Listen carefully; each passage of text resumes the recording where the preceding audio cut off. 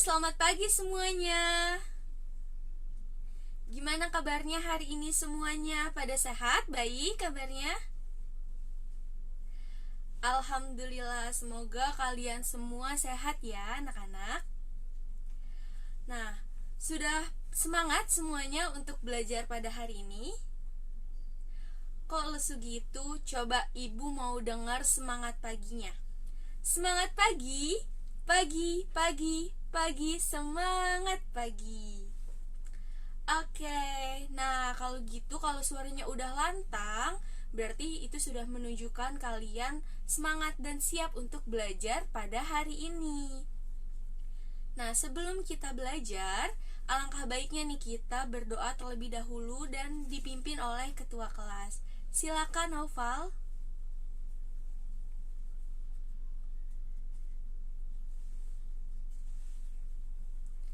Terima kasih Novan sudah memimpin doa. Nah, selanjutnya kita akan menyanyikan lagu nasional Garuda Pancasila. Semuanya boleh berdiri dengan sikap tegak karena kita akan menyanyikan lagu Garuda Pancasila bersama-sama. Baik, Ibu ingin tanya nih ke kalian, ada yang masih ingat gak ya minggu lalu kita sudah belajar apa aja? Coba yang bisa jawab boleh angkat tangan. Oke, Nuraini. Iya, benar ya yang disebutkan Nuraini. Pertemuan sebelumnya kita sudah membahas tentang puisi dan kita juga sudah mengenal apa itu satuan panjang. Nah, hari ini kita akan melanjutkan pembelajarannya, yaitu pembelajaran yang pertama. Ibu akan mengajak kalian untuk membuat puisi dan juga membaca puisi.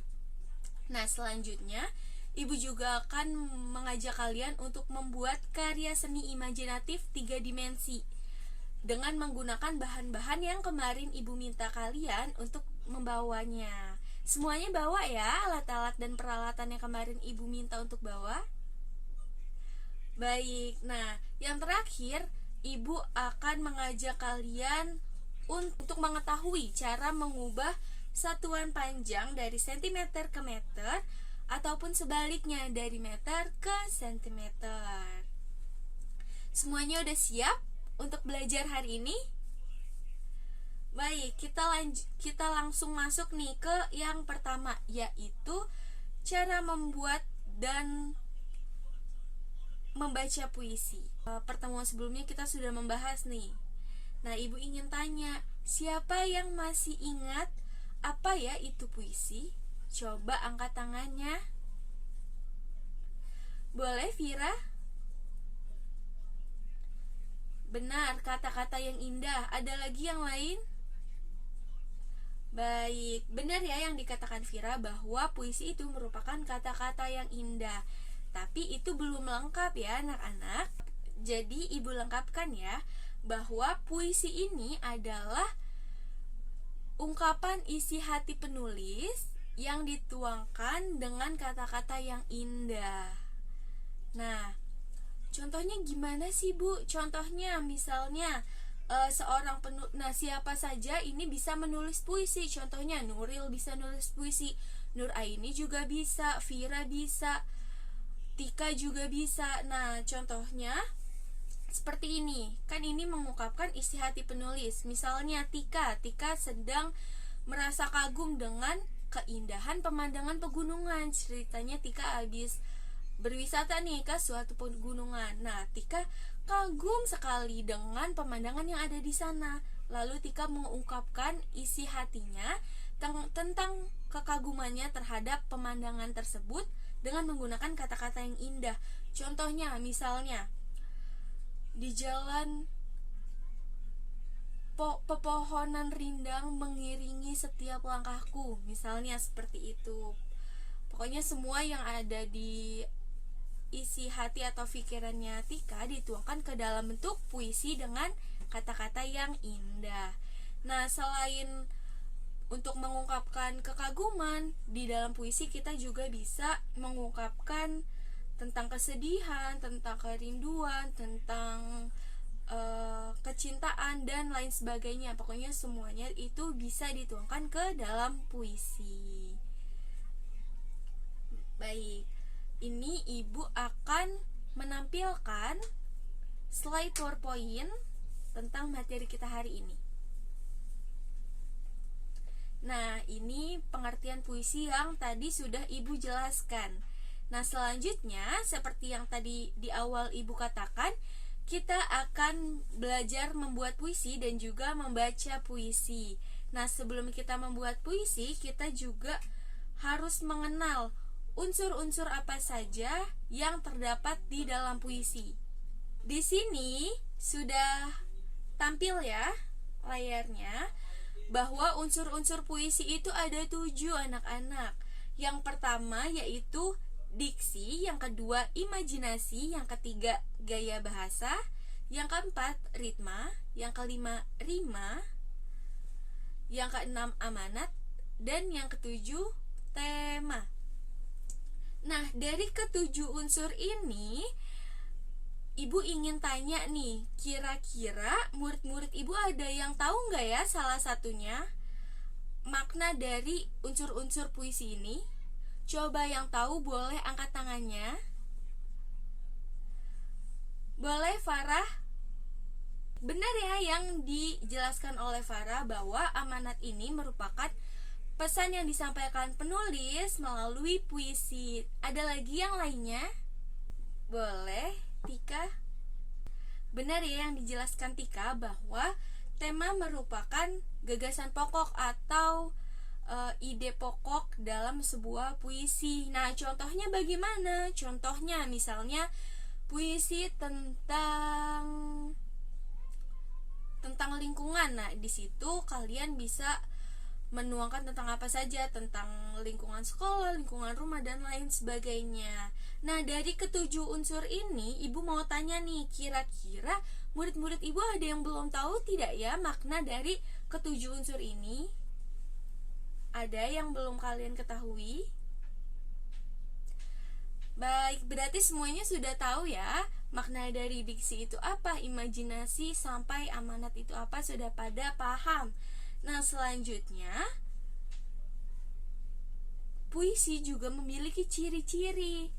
Ciri yang pertama yaitu penulisan puisi terdiri dari bait yang di dalamnya berisi baris-baris.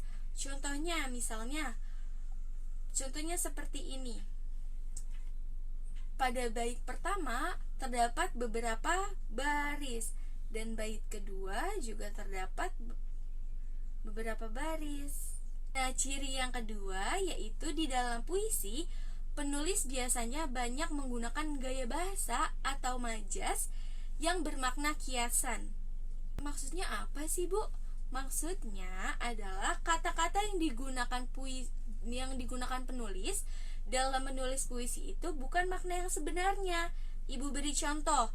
Contohnya, contoh kalimatnya. Sang raja siang bersinar dan membuat tubuhku hangat. Nah, itu merupakan kata-kata kiasan atau majas. Di mana ya kata-kata yang merupakan majasnya? Yaitu sang raja siang bersinar. Sang raja siang itu siapa ya? Sang raja siang itu merupakan matahari. Nah, itu kan bukan makna sebenarnya. Maksudnya matahari itu bukan raja atau ratu gitu. Tapi di dalam puisi penulis bisa mengatakan sang raja siang bersinar untuk menggambarkan matahari.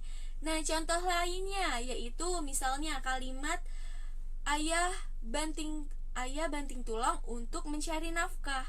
Nah, pada kata ayah banting tulang ini kan bukan makna sebenarnya bahwa ayah beneran membanting tulang, tetapi makna yang sebenarnya yaitu ayah bekerja keras untuk bekerja dan mencari nafkah. Gitu. Semuanya paham?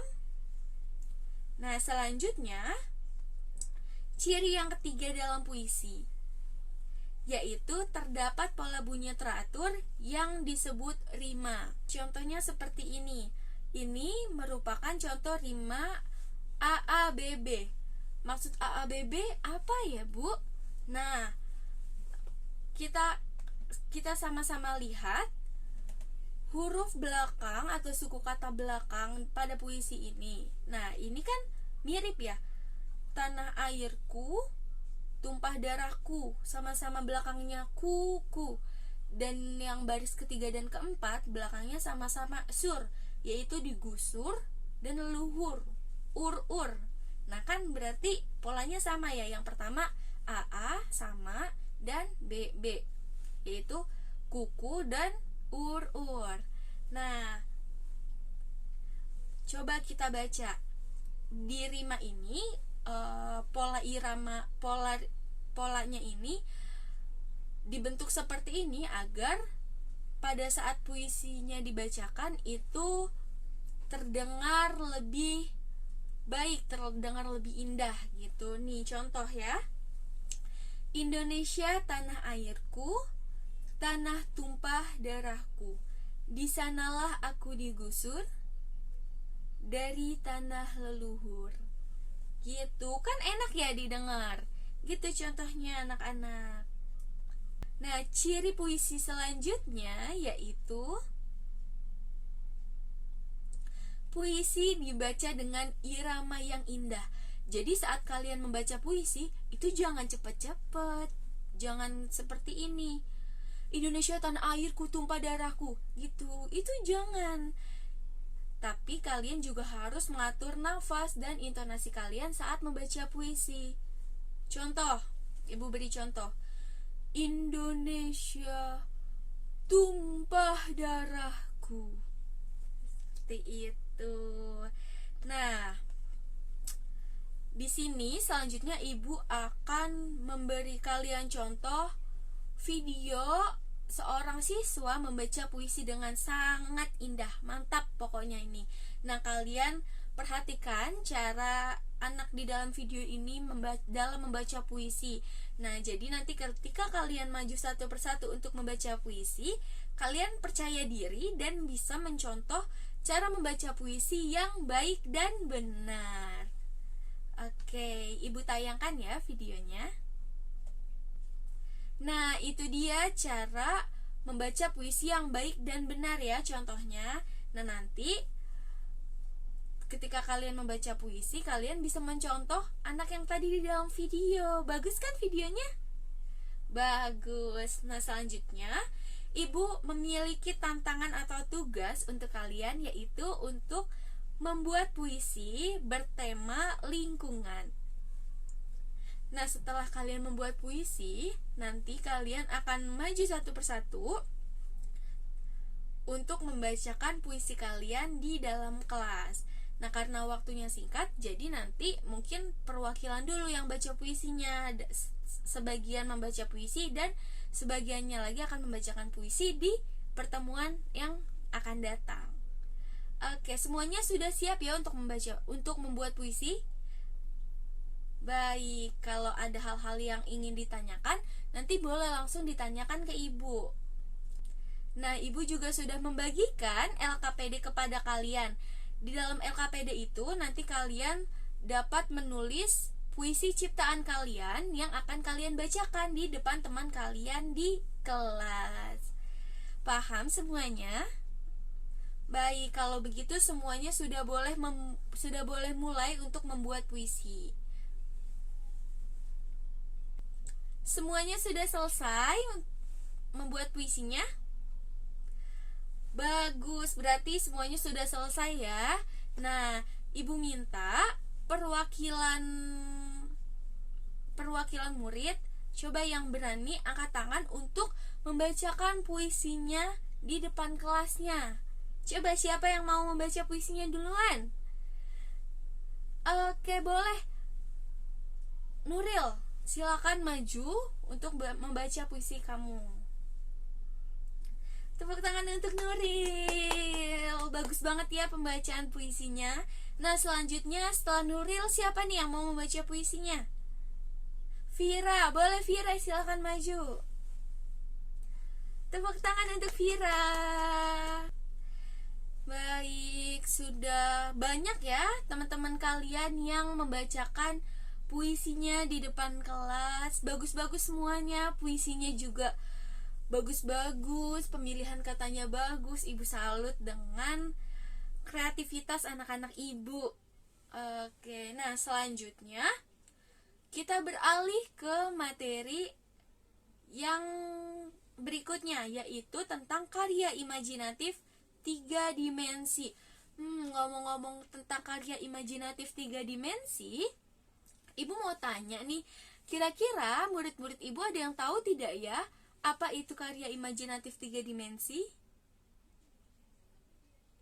Benar, Junior. Karya imajinatif 3 dimensi ini merupakan karya seni yang memiliki panjang, lebar, dan juga volume. Nah, karya imajinatif 3 dimensi ini dapat dinikmati dari sisi manapun karena dia memiliki volume ya, bisa dari sisi manapun itu bisa dilihat gitu. Nah, kalau sudah tahu apa itu pengertian karya imajinatif 3 dimensi, coba ibu ingin kalian sebutkan apa saja yang termasuk karya seni imajinatif 3 dimensi. Coba kalian lihat di sekeliling kalian, di ruangan kelas ini banyak loh yang merupakan karya imajinatif 3 dimensi. Coba boleh angkat tangan dan langsung sebutkan apa itu karya imajinatif 3 dimensi contohnya. Boleh angkat tangannya? Betul, tabung. Lalu vas bunga, apalagi? Patung, benar. Semua yang disebutkan benar ya, bahwa itu merupakan contoh karya imajinatif 3 dimensi. Nah, tanpa berlama-lama lagi, karena kalian sudah tahu apa itu karya imajinatif 3 dimensi, hari ini kita akan membuat sebuah karya imajinatif 3 dimensi, yaitu kerangka bangun ruang. Nah, ini ibu juga sudah membagikan LKPD kepada kalian. Nah, di dalam LKPD itu nantinya kalian akan menuliskan langkah-langkah yang kalian lakukan pada saat kalian membuat karya imajinatif 3 dimensi kerangka bangun ruang. Sekarang ibu minta kalian untuk tetap duduk di bangku masing-masing seperti ini, dan kalian letakkan hasil karya imajinatif 3 dimensi kalian di depan meja kalian masing-masing. Nah, selanjutnya ibu minta kalian untuk menyiapkan alat tulis kalian dan juga alat ukur satuan panjang, yaitu penggaris. Kemarin ibu sudah minta kalian membawa penggaris ya. Oke.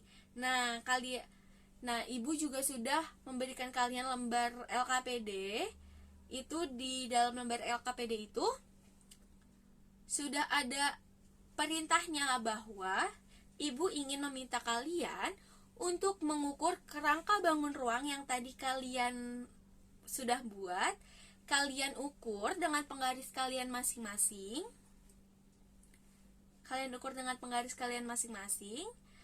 Lalu kalian tulis di lembar LKPD itu panjangnya berapa sentimeter dan lain sebagainya. Lalu setelah kalian menulis merinci berapa panjang dalam bentuk sentimeternya, kemudian kalian ubah ke dalam satuan meter. Nah, kalau begitu ibu jelaskan dulu ya cara mengubah satuan panjang dari sentimeter ke meter ataupun dari meter ke sentimeter. Nah, di sini sudah tampil ya, anak-anak juga bisa lihat semuanya bahwa di sini ada yang namanya tangga satuan panjang. Nah, di dalam tangga satuan panjang ini ada berbagai macam panjang, ada kilometer, ada hektometer, dekameter, dan lain sebagainya. Nah, untuk hari ini kita hanya akan fokus membahas pada satuan panjang sentimeter dan juga meter. Berarti semuanya sudah paham ya? Ada yang ingin ditanyakan? Baik, alhamdulillah kalau semuanya sudah paham, berarti kalian sudah bisa mengerjakan lembar LKPD kalian masing-masing. Bagaimana, semuanya sudah selesai mengerjakan lembar LKPD-nya? Baik, coba lembar LKPD-nya kalian kumpulkan di atas meja kelompok kalian masing-masing. Nanti ibu ambil untuk ibu nilai. Nah, sebelum kita pulang di sini ibu juga akan membagikan lembar evaluasi atau soal latihan yang harus kalian isi. Nah, nanti lembar latihan ini harus dikumpulkan besok gitu, dan kalian bisa mengerjakannya di rumah. Nah, karena tadi di awal sebelum mulai pembelajaran kita sudah berdoa, alangkah baiknya setelah menutup pembelajaran kita juga berdoa. Seperti biasa, ketua kelas boleh dipimpin doa pulang.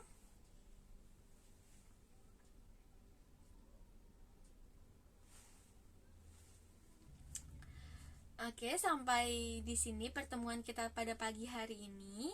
Wassalamualaikum warahmatullahi wabarakatuh. Sampai ketemu besok pagi anak-anak.